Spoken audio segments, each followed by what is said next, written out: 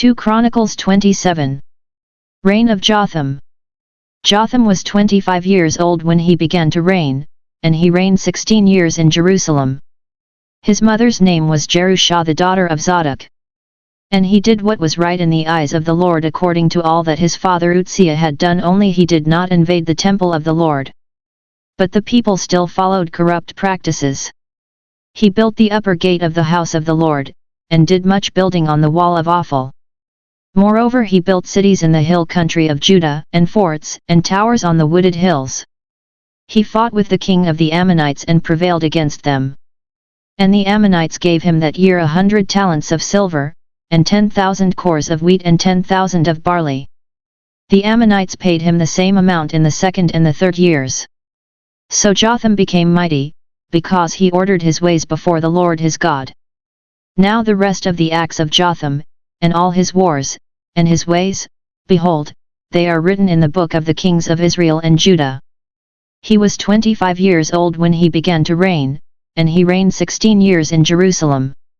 And Jotham slept with his fathers, and they buried him in the city of David, and Ahaz his son reigned in his stead. 2 Chronicles 28. Reign of Ahaz.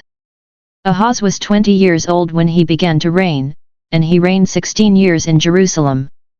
And he did not do what was right in the eyes of the Lord, like his father David, but walked in the ways of the kings of Israel. He even made molten images for the Baals, and he burned incense in the valley of the son of Hinnom, and burned his sons as an offering, according to the abominable practices of the nations whom the Lord drove out before the people of Israel. And he sacrificed and burned incense on the high places, and on the hills, and under every green tree. Aram and Israel defeat Judah. Therefore the Lord his God gave him into the hand of the king of Syria, who defeated him and took captive a great number of his people and brought them to Damascus. He was also given into the hand of the king of Israel, who defeated him with great slaughter. For Pekah the son of Remaliah slew 120,000 in Judah in one day, all of them men of valor, because they had forsaken the Lord, the God of their fathers. And Zichri, a mighty man of Ephraim, slew Maaseiah the king's son and Azrikam the commander of the palace and Elkanah the next in authority to the king. Intervention of Oded. The men of Israel took captive 200,000 of their kinsfolk, women, sons, and daughters. They also took much spoil from them and brought the spoil to Samaria.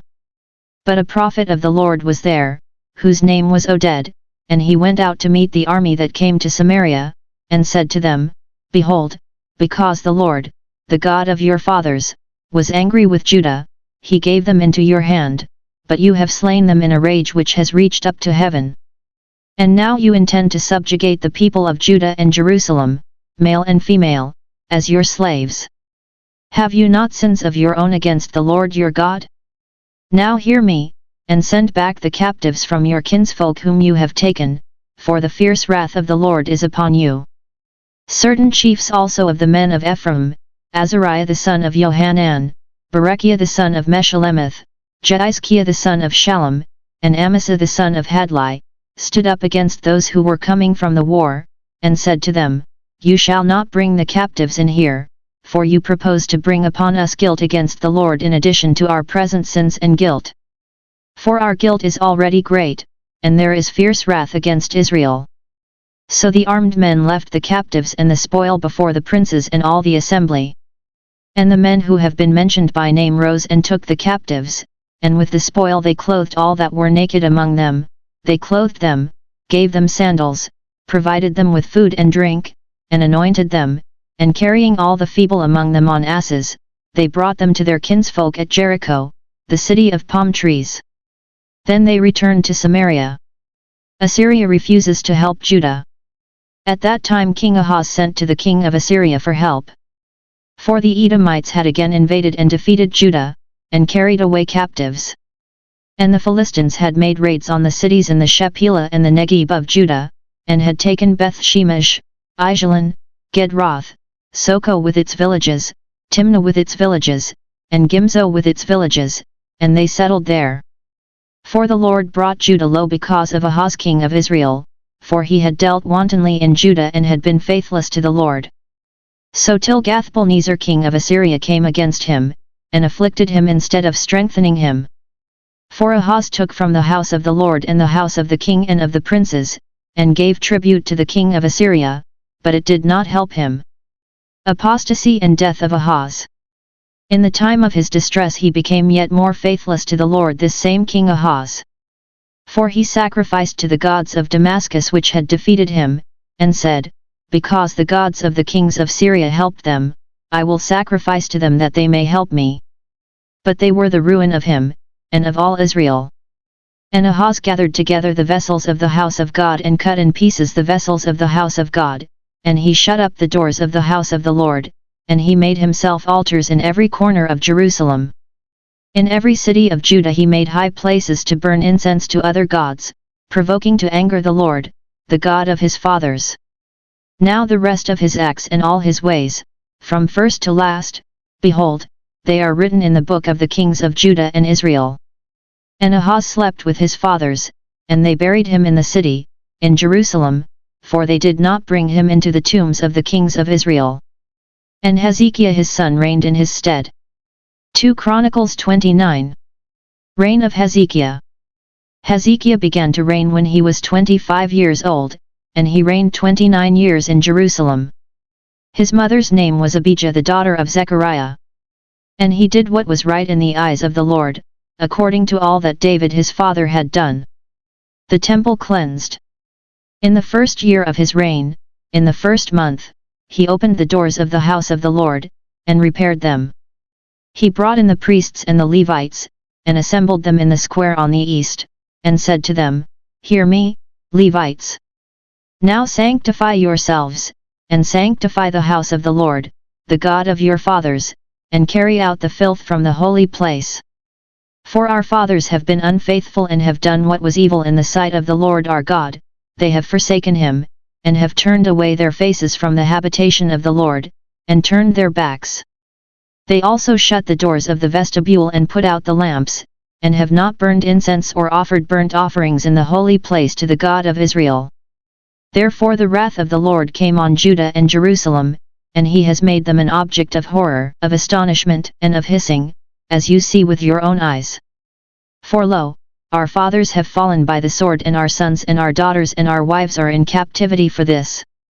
Now it is in my heart to make a covenant with the Lord, the God of Israel, that his fierce anger may turn away from us. My sons, do not now be negligent, for the Lord has chosen you to stand in his presence, to minister to him, and to be his ministers and burn incense to him.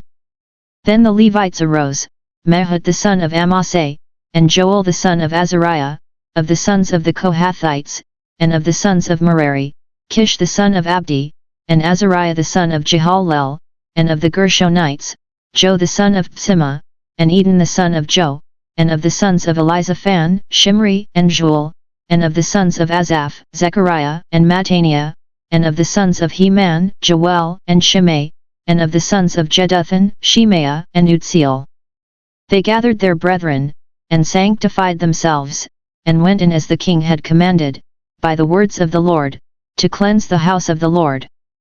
The priests went into the inner part of the house of the Lord to cleanse it, and they brought out all the uncleanness that they found in the temple of the Lord into the court of the house of the Lord, and the Levites took it and carried it out to the brook Kidron. They began to sanctify on the first day of the first month, and on the 8th day of the month they came to the vestibule of the Lord. Then for 8 days they sanctified the house of the Lord, and on the 16th day of the first month they finished. Then they went into Hezekiah the king and said, We have cleansed all the house of the Lord, the altar of burnt offering and all its utensils, and the table for the showbread and all its utensils. All the utensils which King Ahaz discarded in his reign when he was faithless, we have made ready and sanctified, and behold, they are before the altar of the Lord. Temple worship restored. Then Hezekiah the king rose early and gathered the officials of the city, and went up to the house of the Lord.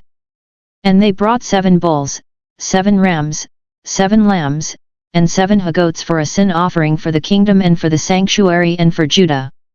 And he commanded the priests the sons of Aaron to offer them on the altar of the Lord. So they killed the bulls, and the priests received the blood and threw it against the altar, and they killed the rams and their blood was thrown against the altar, and they killed the lambs and their blood was thrown against the altar. Then the goats for the sin offering were brought to the king and the assembly, and they laid their hands upon them, and the priests killed them and made a sin offering with their blood on the altar, to make atonement for all Israel. For the king commanded that the burnt offering and the sin offering should be made for all Israel. And he stationed the Levites in the house of the Lord with cymbals, harps, and lyres, according to the commandment of David and of Gad the king's seer and of Nathan the prophet, for the commandment was from the Lord through his prophets. The Levites stood with the instruments of David, and the priests with the trumpets. Then Hezekiah commanded that the burnt offering be offered on the altar.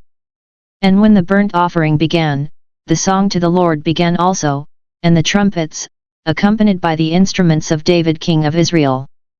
The whole assembly worshipped, and the singers sang, and the trumpeters sounded. All this continued until the burnt offering was finished. When the offering was finished, the king and all who were present with him bowed themselves and worshipped. And Hezekiah the king and the princes commanded the Levites to sing praises to the Lord with the words of David and of Asaph the seer. And they sang praises with gladness, and they bowed down and worshipped. Then Hezekiah said, "You have now consecrated yourselves to the Lord, come near, bring sacrifices and thank offerings to the house of the Lord." And the assembly brought sacrifices and thank offerings, and all who were of a willing heart brought burnt offerings. The number of the burnt offerings which the assembly brought was 70 bulls, 100 rams, and 200 lambs, all these were for a burnt offering to the Lord. And the consecrated offerings were 600 bulls and 3,000 sheep. But the priests were too few and could not flay all the burnt offerings, so until other priests had sanctified themselves their brethren the Levites helped them, until the work was finished, for the Levites were more upright in heart than the priests in sanctifying themselves. Besides the great number of burnt offerings there was the fat of the peace offerings, and there were the libations for the burnt offerings. Thus the service of the house of the Lord was restored. And Hezekiah and all the people rejoiced because of what God had done for the people, for the thing came about suddenly. 2 Chronicles 30. The Great Passover. Hezekiah sent to all Israel and Judah, and wrote letters also to Ephraim and Manasseh, that they should come to the house of the Lord at Jerusalem, to keep the Passover to the Lord the God of Israel. For the king and his princes and all the assembly in Jerusalem had taken counsel to keep the Passover in the 2nd month, for they could not keep it in its time because the priests had not sanctified themselves in sufficient number, nor had the people assembled in Jerusalem, and the plan seemed right to the king and all the assembly. So they decreed to make a proclamation throughout all Israel, from Beersheba to Dan, that the people should come and keep the Passover to the Lord the God of Israel, at Jerusalem, for they had not kept it in great numbers as prescribed. So couriers went throughout all Israel and Judah with letters from the king and his princes, as the king had commanded, saying, "O people of Israel, return to the Lord, the God of Abraham, Isaac, and Israel, that he may turn again to the remnant of you who have escaped from the hand of the kings of Assyria. Do not be like your fathers and your brethren, who were faithless to the Lord God of their fathers, so that he made them a desolation, as you see. Do not now be stiff-necked as your fathers were, but yield yourselves to the Lord, and come to his sanctuary, which he has sanctified forever, and serve the Lord your God, that his fierce anger may turn away from you. For if you return to the Lord, your brethren and your children will find compassion with their captors, and return to this land. For the Lord your God is gracious and merciful, and will not turn away his face from you, if you return to him."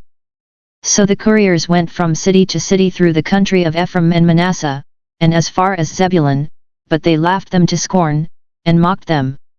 Only a few men of Asher, of Manasseh, and of Zebulun humbled themselves and came to Jerusalem. The hand of God was also upon Judah to give them one heart to do what the king and the princes commanded by the word of the Lord. And many people came together in Jerusalem to keep the feast of unleavened bread in the 2nd month, a very great assembly. They set to work and removed the altars that were in Jerusalem, and all the altars for burning incense they took away and threw into the Kidron valley. And they killed the Passover lamb on the 14th day of the 2nd month. And the priests and the Levites were put to shame, so that they sanctified themselves, and brought burnt offerings into the house of the Lord. They took their accustomed posts according to the law of Moses the man of God. The priests sprinkled the blood which they received from the hand of the Levites. For there were many in the assembly who had not sanctified themselves, therefore the Levites had to kill the Passover lamb for every one who was not clean, to make it holy to the Lord. For a multitude of the people, many of them from Ephraim, Manasseh, Issachar, and Zebulun, had not cleansed themselves, yet they ate the Passover otherwise than as prescribed. For Hezekiah had prayed for them, saying, "The good Lord pardon every one who sets his heart to seek God, the Lord the God of his fathers, even though not according to the sanctuary's rules of cleanness." And the Lord heard Hezekiah, and healed the people. And the people of Israel that were present at Jerusalem kept the feast of unleavened bread 7 days with great gladness, and the Levites and the priests praised the Lord day by day, singing with all their might to the Lord. And Hezekiah spoke encouragingly to all the Levites who showed good skill in the service of the Lord. So the people ate the food of the festival for 7 days, sacrificing peace offerings and giving thanks to the Lord the God of their fathers. Then the whole assembly agreed together to keep the feast for another 7 days, so they kept it for another 7 days with gladness. For Hezekiah king of Judah gave the assembly 1,000 bulls and 7,000 sheep for offerings, and the princes gave the assembly 1,000 bulls and 10,000 sheep. And the priests sanctified themselves in great numbers. The whole assembly of Judah, and the priests and the Levites, and the whole assembly that came out of Israel, and the sojourners who came out of the land of Israel, and the sojourners who dwelt in Judah, rejoiced. So there was great joy in Jerusalem, for since the time of Solomon the son of David king of Israel there had been nothing like this in Jerusalem. Then the priests and the Levites arose and blessed the people, and their voice was heard, and their prayer came to his holy habitation in heaven.